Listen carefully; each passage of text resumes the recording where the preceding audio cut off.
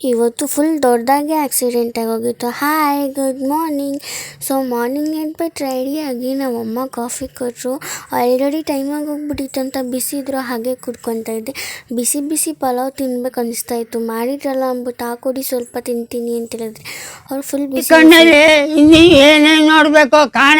So ಹಾಗೆ ನಾನು video ಮಾಡ್ಕೊಳ್ಳೋಣ ಅಂತ ನೋಡ್ತಾ ಇದ್ದರೆ ರಾಮಸ್ವಾಮಿಲಿ ಒಂದು ಆಕ್ಸಿಡೆಂಟ್ ಆಗಿ ಹೋಗ್ಬಿಟ್ಟಿತ್ತು.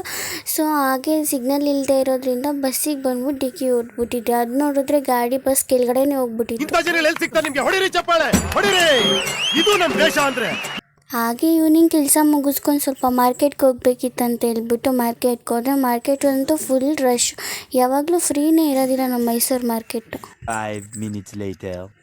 ಅದಾದ್ಮೇಲಿಂದ ಬಸ್ಸಲ್ಲಿ ಬರಬೇಕಾದ್ರೆ ದಾಸಪ್ಪ ಸರ್ಕಲ್ ಹತ್ರ ಗಣಪತಿ ಬಿಡ್ತಾಯಿದ್ರು. ಅಲ್ಲಂತೂ ಎಲ್ಲರೂ ಡ್ಯಾನ್ಸ್ ಮಾಡ್ತಿದ್ರಪ್ಪ. ಈ ಥರ ಇರಬೇಕು. ಗಣಪತಿನೂ ತುಂಬ ಮುದ್ದಾಗಿ ಕಾಣಿಸ್ತಾ ಇತ್ತು. ಸೊ ಹುಡುಗಿರು ಕೂಡ ಅದರಲ್ಲಿ ಡೋಲ್ ಬಾರಿಸ್ತಾಯಿದ್ರು. ನಿಜವಾಗ್ಲೂ ಗ್ರೇಟ್. ಅಷ್ಟು ಜನದ ಮುಂದೆ ಬಾರಿಸೋದಂದ್ರೆ ಈಸಿ ಕೆಲಸ ಅಲ್ಲ. ಒಂದು ಹುಡುಗಿ ಬಾರಿಸ್ತಾಳೆ ಅಂದರೆ ನೋಡೋ ಅರ್ಥನೇ ಬೇರೆ ಇರುತ್ತೆ. That is great. ಹಾಗೆ ಮನೆ ಹತ್ರ ಬಂದರೆ ನಮ್ಮ ಮನೆ ಹತ್ರ ಇರೋ ದೇವಸ್ಥಾನಕ್ಕೆ ಬೋರ್ಡ್ ಹಾಕ್ಬಿಟ್ಟು ಪೂಜೆ ಮಾಡಿಬಿಟ್ಟಿದ್ರು.